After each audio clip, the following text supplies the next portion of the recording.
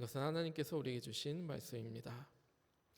네, 우리가 7월 한 달간 이 오후 찬양 예배 시간에 믿음으로 살았던 사람들이라는 주제로 쭉 살펴보았습니다. 오늘은 마지막으로 베드로 무너졌으나 회복된 믿음이라는 제목으로 말씀의 은혜를 나누고자 합니다. 지금으로부터 5년 전에 전 세계를 놀라게 했던 한 e스포츠 팀이 있었습니다. 이 신생 선수들로 만들어진 이 팀은 승격 후에 빠르게 승리를 향해 달려갔고요. 세계 1위 우승이라는 놀라운 명예로운 자리에 올랐습니다. 그러나 이 달콤함이 오래가지 않았어요. 그 다음 해에는 열심히 노력했지만 아쉽게도 준우승에 그쳤고요. 그 다음 해에는 4강, 8강 계속해서 성적이 부진하고 떨어지는 거예요. 그래서 많은 사람들이 이야기를 했습니다. 이제는 좀 어려울 것 같다. 예전에는 참 실력이 좋았던 팀인데 요즘에는 너무 부진한 것 같다. 은퇴를 해야 되는 것 아니냐. 여러 가지 비난의 소리가 생겨났습니다. 게다가 팀의 자금난도 생깁니다. 선수들이라든지 함께하는 직원들 월급이 이제 밀리는 거예요. 이런 어려운 상황 속에서도 그러나 계속해서 도전하고 시도합니다. 결국에는 지난 7월 21일에 우리 사진 하나 보여주시면요. 세계 e스포츠 월드컵이라는 것이 있었는데 이 팀이 해당 종목에서 우승하는 놀라운 모습을 보여줍니다. 5년의 그 힘든 시간을 버티고 계속해서 도전을 해가지고 가장 어렵고 힘들고 어려운 시기에 우승을 한 것이지요.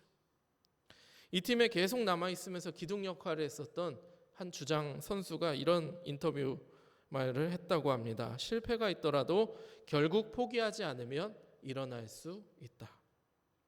실패가 있더라도 결국 포기하지 않으면 일어날 수 있다라고 얘기를 한 거죠. 살아가면서 우리도 많은 실패나 실수, 시행착오들을 겪게 됩니다. 그러나 결국 포기하지 않으면은 언젠가 우리에게 다시가 기회가 온다라는 것이죠. 오늘 성경에서도 과거에는 한때 예수님의 수제자라고도 불리었고 높았던 한 사람이 있었습니다. 잘 나갔지요. 예수님 옆에서 승승장구하면서 예수님, 제가 이 모든 것들을 다 하겠습니다. 호언장담하던 한 제자. 그러나 예수님께서 십자가 지시기 전에 사람들이 자기를 가리키면서 너는 누구냐? 예수님의 제자가 아니냐? 너도 함께 체포되고 싶냐? 라고 했을 때 저는 예수님을 모릅니다. 라고 3번 부인하면서 나락으로 떨어졌던 사람이 있습니다. 누구일까요? 저와 여러분들이 잘 아는 사도 베드로입니다. 이 베드로라는 인물은 저와 여러분들이 너무나도 잘 아는 인물일 것입니다. 이미 수차례 인생의 여정 가운데 많은 또 설교의 내용들 들으셨겠고요. 그러나 이 사람의 삶이 워낙 극적이었기 때문에 사도 베드로는 3번 부인했다가 다시 새 사람이 되었지라고 생각하고 넘어갈 때가 많은 것도 사실입니다. 이 사도 베드로, 그의 무너졌던 믿음이 과연 어떠한 이유로 회복이 되었을까요? 오늘 크게 2가지로 오늘 말씀의 본문을 살펴보기를 원합니다. 첫 번째로는 예수님을 정면으로 마주할 때 다시 일어설 수가 있다라는 것입니다. 예전에 우리가 알파고라는 말을 기억을 하실 거예요. 2016년에 프로 바둑 기사였던 이세돌과 이 AI 컴퓨터죠. 알파고가 바둑으로 붙었다라고 합니다. 세기의 대결인 거예요. 그동안 바둑은 사람과 사람 간의 겨루는 이런 것이었습니다. 그런데 이제는 컴퓨터가 발전을 하고 AI 시대가 되니까 사람이랑 AI가 바둑을 두면 누가 이길까 해서 2016년에 겨룬 거예요. 누가 이겼을까요? 알파고가 이겼었습니다. 4대1로 이겼어요. 5판을 했는데 알파고가 4번 이기고 그래도 사람들이 칭찬을 한 거는 그래도 이세돌 대단하다. 이 컴퓨터가 진짜 실수를 안 하잖아요. 그런데 한 번이라도 승리를 딴 거는 대단하다라고 이야기를 했는데요. 올해가 알파고 사건이 있은 지 벌써 10년이 지난 해였다고 합니다. 그래가지고 10주년을 기념을 해서 한 번 더 경기를 했대요. 26살의 젊은 프로 바둑기사 신진서 구단이 이제는 카타고라는 AI랑 이번에 붙었는데 어떻게 됐을까요? 3번 붙었는데 이번에는 신진서 구단이 2대1로 승리를 했다라고 합니다. 참 놀랍지 않으세요? 전혀 놀라지 않으시는 것 같은데 사람이 참 대단한 것 같아요. 아무리 컴퓨터가 대단해도 이 사람의 능력이라는 것은 참 대단하구나라는 것을 깨닫게 됐습니다. 근데 여러분들 이 바둑 모든 경기가 끝난 다음에 자 이제 집에 갑시다 하고 가는 게 아니래요. 꼭 뭐를 하죠? 복기라는 것을 한다고 합니다. 우리 사진 하나 보여주시면요. 이 복기라는 것은 어떤 것이냐면은 바둑이 끝난 후에 한 번 더 이제 스스로 살펴보는 거예요. 그래가지고 이렇게 진행이 됐었고 이렇게 돼가지고 결국에는 승패가 결정이 됐구나. 여러분들 복기는 누가 할까요? 이긴 사람만 할까요? 진 사람만 할까요? 이긴 사람, 진 사람 똑같이 합니다. 이긴 사람은 나름의 기쁜 마음으로 하겠고요. 진 사람은 어떤 마음으로 할까요? 다음에는 이겨야지 라는 마음으로 복기를 한다라고 합니다. 이게 참 쉽지는 않을 것 같아요. 여러분들 우리도 살아가면서 내가 실패했던 결과물을 다시 목격한다라는 것은 굉장히 좀 불쾌한 경험이 될 수 있습니다. 왜냐하면 내가 잘못한 거를 외면하고 싶잖아요. 내가 실패했었던 과거들, 내가 잘못했던 실수들 다시 보기가 어려운데 이 바둑의 세계에서는 내가 이겼든 졌든 복기라는 과정을 통해서 다시 한번 보는 과정이 있다라는 것입니다. 자신을 가혹하게 되돌아보는 행동이라는 거예요. 왜 이것을 하지요? 그래야 다음번에 똑같은 실수를 하지 않기 때문입니다. 우리 함께하는 우리 학생들, 청년들도 계시는데요. 학생들 시험 많이 보잖아요. 수능 준비하거나 자격증 시험 볼 때 어떤 노트를 만들죠? 오답 노트라는 것을 만듭니다. 이 오답 노트를 보면은 다 틀린 거예요. 이제 채점하잖아요. 동그라미 찍찍찍 끊는데 틀린 것들만 다 모아가지고 오답 노트를 만들어요. 누군가는 물어볼 수 있겠죠. 그거 보면은 기분 안 좋을 텐데 왜 그거를 들고 다니냐? 근데 학생 입장에서는 이게 중요한 거예요. 왜 그렇죠? 내가 틀린 거를 다시 보아야지 다음에 내가 맞출 수가 있기 때문입니다. 내가 아무리 잘한 것들 보면은 당장 기분은 좋겠지만은 다음번에 시험 칠 때는 틀린 것들을 집중적으로 보아야 내가 다시 실수를 하지 않는다라는 거예요. 우리의 신앙의 삶도 마찬가지입니다. 열심히 신앙의 여정을 살아가시면서 때로는 하나님을 멀리할 때도 있고요. 때로는 세상의 것을 쫓으며 살아갈 때도 있습니다. 그런데 그렇게 살아가다가 문득 나는 이제 여기까지 왔으니까 하나님이 나를 더 이상 사랑하지 않으실 거야. 그래서 계속해서 하나님을 외면하고 살다 보면 어떻게 되죠? 결국에는 우리가 신앙의 자리로 돌아가기가 너무나도 어렵다는 것입니다. 우리가 거리를 좁히려고 의도적으로 노력을 할 때 우리가 가진 낙심에서 헤어나올 수가 있다는 것이죠. 베드로도 마찬가지였어요. 저와 여러분들이 잘 알다시피 베드로도 한때 실패했던 사람이었어요. 그렇게 예수님을 죽기까지 따른다고 해놓고 저는 예수님을 몰라요. 배신하고 도망쳤던 사람이에요. 그런데 예수님이 부활하신 후에 다시 찾아오셨을 때 베드로의 모습을 우리가 주목해서 볼 필요가 있습니다. 요한복음 21장 7절에서는 이렇게 기록을 하고 있습니다. 저와 여러분들 함께 읽습니다. 예수께서 사랑하시는 그 제자가 주님이시라 하니 시몬 베드로가 벗고 있다가 주님이라 하는 말을 듣고 겉옷을 두른 후에 바다로 뛰어내리더라. 아멘. 베드로가 어떻게 했나요? 주님이시다 말을 듣고 어떻게 하나요? 바다로 뛰어내립니다. 아마 보통 사람 같으면 좀 주춤했을 수도 있을 것 같아요. 내가 배신했는데 예수님이 왜 나를 찾아오셨을까? 혹시 나를 벌하려고 오시지는 않으셨을까? 누군가를 배신했는데 그 사람이 동네에 찾아온 거예요. 저와 여러분들 어떤 반응을 보이시겠습니까? 슬그머니 피하거나 모른 척하기가 쉽다라는 것이죠. 누군들 담대하게 나갈 수 있을까요? 그런데 베드로는 어떻게 했나요? 정면으로 마주하겠다는 겁니다. 주님을 만나러 바다로 뛰어내려가서 풍덩풍덩 달려갔다라는 것이죠.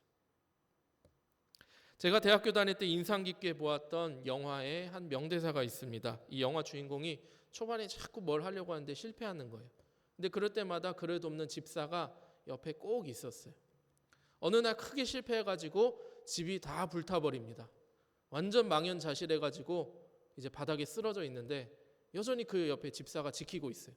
그러면서 이 집사가 얘기를 하는 거죠. 주인공이 나는 이제 끝난 인생이다. 나는 이제 어쩔 수가 없다 할 때 집사가 여전히 옆에 있다가 말하는 거예요. 우리는 왜 넘어집니까? 다시 일어서는 법을 배우기 위해서요. 이 말에 주인공이 힘을 얻고 다시 일어납니다. 용기를 냅니다. 그래서 사회를 어지럽히는 많은 악당들을 무찌르고 사람들을 돕습니다. 이 영화 제목이 무엇일까요? 배트맨입니다. 저와 여러분들이 잘 아는 그 배트맨 실사 영화입니다. 우리의 신앙생활도 마찬가지입니다. 때로는 실수하고 넘어질 수 있습니다. 때로는 잠시 쉬고 교회를 떠나 있거나 예배의 자리를 떠나 있는 우리 많은 가족들, 지인들, 친구들을 보게 되지요. 우리도 그런 일이 생길 수 있습니다. 그러나 다시금 우리가 주님을 마주할 때 주님 저는 안 돼요. 자꾸 도망치는 것이 아니라 용기를 내어서 마치 베드로처럼 옷이 물에 젖는 것도 아랑곳하지 않고 풍덩풍덩 달려가서 주님을 마주할 때 주님께서 우리에게 은혜 베풀어 주시고 우리를 다시 안아주시는 줄로 믿으시기 바랍니다. 실패를 딛고 다시금 믿음을 회복하는 저와 여러분들 될 줄 믿습니다. 우리 두 번째로 오늘 말씀해 주시는 교훈은 예수님께서 작은 것 하나부터 우리의 믿음을 회복시키신다라는 거예요. 아까 이제 베드로가 막 주님께 달려갔어요. 주님이 그런 베드로를 보고 외면하지 않으셨죠. 오히려 반갑게 맞아주시고 식사도 차려주십니다. 그런데 이제 식사를 조용하게 하고 있는데 문득 예수님이 그 유명한 베드로에게 3번의 질문을 하시죠. 어떤 질문입니까? 내 어린 양을 먹이라. 내 양을 치라. 내 양을 먹이라. 요한의 아들 시몬아, 네가 나를 사랑하느냐? 사랑하느냐? 사랑하느냐? 3번이나 물어보니까 처음에는 삐죽삐죽 대답을 하다가 나중에는 이제 왁 하면서 얘기를 했겠죠. 예수님 저를 못 믿으십니까? 내가 주님을 얼마나 사랑하는지 주님께서 알지 않으십니까? 했을 때 예수님께서 하셨던 3번의 대답이 있습니다. 내 어린 양을 먹이라, 내 양을 치라, 내 양을 먹이라. 우리가 생각을 하게 됩니다. 왜 이렇게 사소한 질문을 어떻게 보면은 하셨을까? 굉장히 좀 소소한 질문이잖아요. 뭔가 거창한 질문을 하셨을 것 같은데 네가 나를 사랑하느냐 물었을 때 베드로가 비장하게 예 그렇습니다. 그러면 내가 이제 너에게 미션을 내려주겠다. 막 거대한 거를 줄 것 같잖아요. 뭐 너는 세계에서 제일 가는 전도왕이 되어라. 내지는 네가 로마 황제를 찾아가서 막 복음을 전하고 아니면 많은 사람들을 규합을 해서 세력을 만들어서 무슨 당을 만들어서 어떻게 막 투쟁을 해라. 이러한 미션을 예수님께서 주시지 않았다라는 거예요. 거창한 말 하지 않으셨습니다. 그저 한 말씀 하셨어요. 어떤 말씀 하셨나요? 내 양을 먹이라. 만왕의 왕이신 예수님이신데 그 부활하신 놀라운 예수님이신데 처음에 제자들도 못 알아봤다고 하거든요. 예수님께서 변화하신 모습이셨기 때문에 그 위대하신 예수님께서 소소한 미션 하나를 주셨다라는 것입니다. 그 이유가 있어요. 그것은 지금 베드로는 한번 넘어진 사람이잖아요. 그런데 다시 일어서는 이 사람에게 정말 필요하고 중요한 가르침을 주고 계시는 거예요. 저와 여러분들도 마찬가지입니다. 혹시나 잠깐 넘어지고 실수하고 어려운 환경에 처해 있더라도 하나님께서는 우리에게 다시금 일어설 수 있는 작은 미션 하나를 우리에게 주신다라는 거예요. 현실적인 목표, 감당할 수 있는 명확한 목표를 주신 것입니다. 예전에 예수님이 십자가 지시기 전에 이 믿음이 약했던 젊은 베드로 어떻게 호언장담했나요? 주님, 제가 어떻게까지? 죽기까지 따르겠습니다. 이 젊은 혈기에 젊은 베드로가 얘기했을 때 예수님은 아마 이 모든 일을 알고 계셨겠죠. 그래도 그때는 뭐라고 하지 않으셨어요. 이런 거창한 이야기를 했다가 결국에는 실패한 게 베드로였습니다. 그런데 예수님께서는 그의 믿음을 다시 일으켜 주시고 회복시켜 주시기 위해서 거창한 것부터 주시는 것이 아니라 어떤 거예요? 작은 것부터 주신다라는 거예요. 베드로에게 목적과 대상이 분명한, 감당 가능한, 더 확실한, 작지만 실현 가능한 목표 설정을 다시 해주고 계십니다. 그때 아마 베드로는 깨달았을 거예요. 아, 예수님, 제가 이 정도는 할 수 있습니다. 예수님, 하겠습니다. 이후에 베드로는 우리가 잘 알다시피 어떤 사람이 되었나요?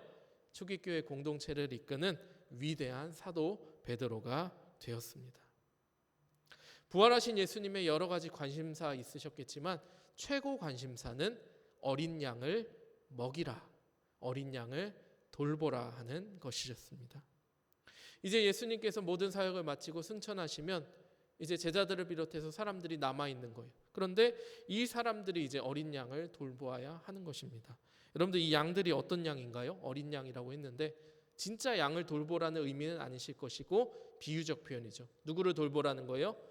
우리 주변의 사람들, 믿지 않는 사람들, 또 믿기는 하되 믿음이 흔들리는 사람들, 결국 저와 여러분들을 포함한 모든 사람들을 돌보라라는 뜻입니다.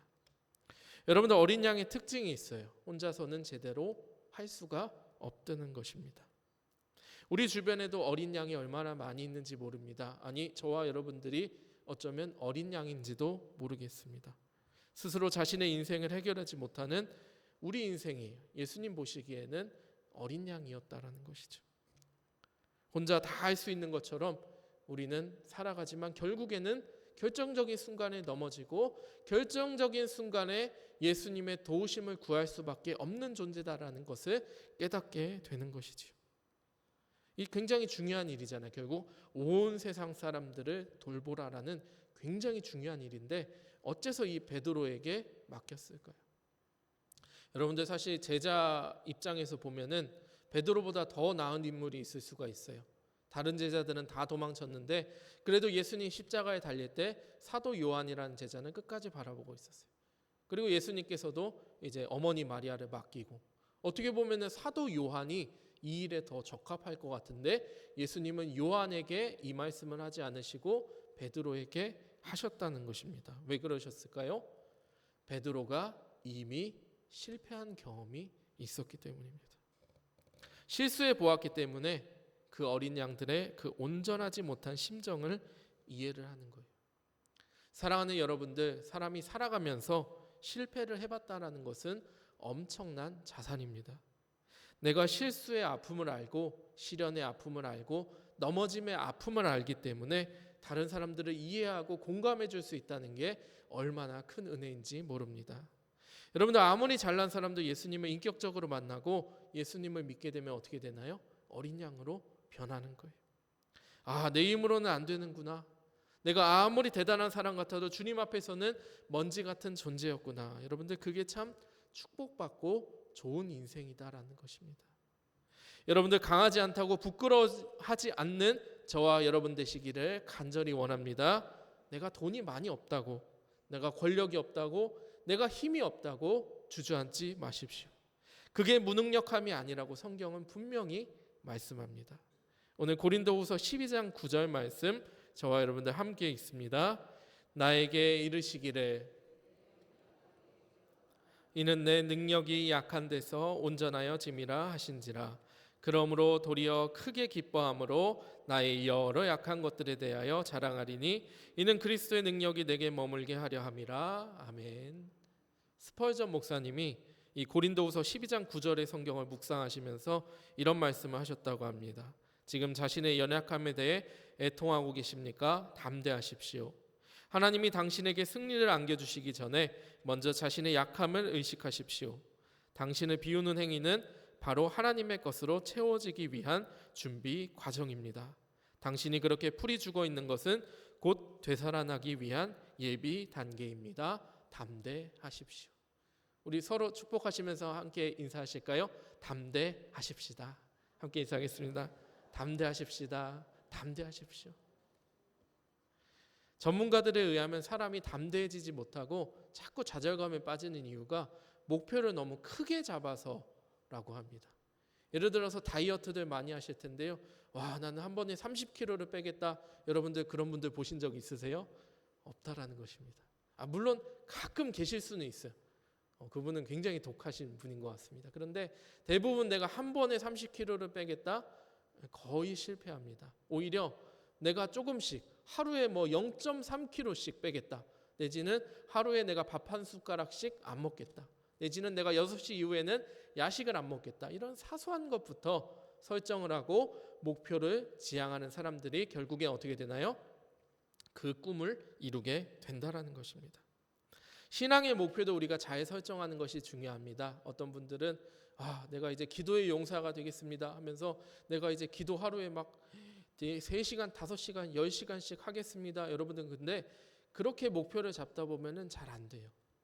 제가 아는 멘토 목사님께서 제가 교육전도사였을 때 그런 말씀을 하시더라고요. 야 바울아, 기도를 막 애써서 많이 하려고 하지 말고 예배 시작 전 1분, 예배 끝나고 1분. 여러분들 예배 시작 전에 1, 2분 기도를 더 하려고 하면 어떻게 될까요? 나도 모르게 더 일찍 오게 되는 거예요. 그래서 더 일찍 와서 조금 더 기도하고 예배 끝난 후에 바로 나가는 것이 아니라 1분이라도 조금 더 기도를 할 때 이 사람이 나중에 되면 어떻게 돼요? 평소보다 훨씬 더 많이 기도하는 기도의 사람이 되는 것입니다. 오늘 본문의 베드로를 비롯하여서 성경에 위대한 인물들 많이 있습니다. 사도 바울, 요한, 엘리야, 다윗, 요셉 이런 사람들이 원래부터 대단한 사람은 아니었지요. 극심한 좌절의 자리에서 한 번 무너진 적이 있으나 예수님께서 다시 회복시켜 주셨기 때문에 믿음의 조상, 믿음의 선배가 될 수 있었던 것입니다. 어떤 사람이 여러분들 실수를 안 하겠습니까?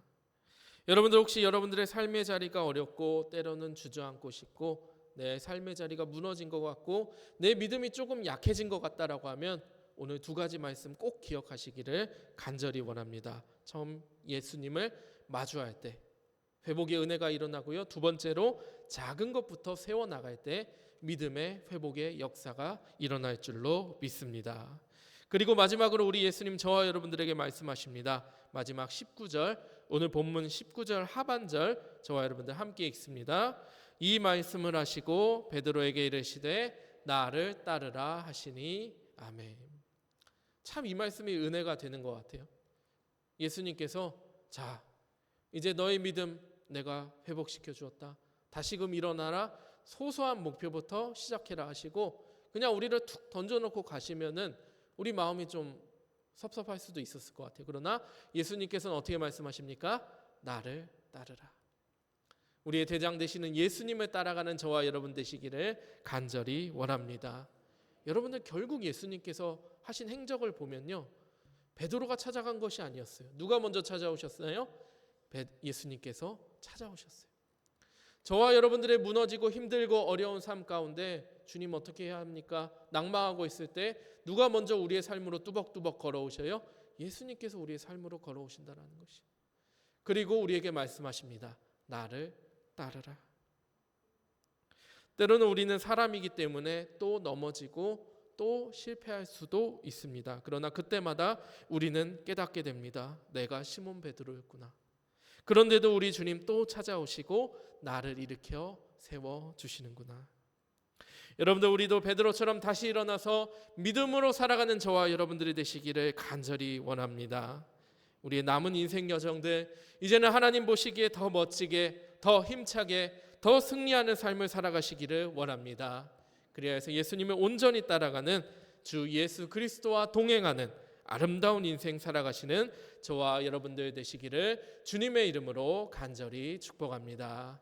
이 시간 우리 함께 기도하겠습니다.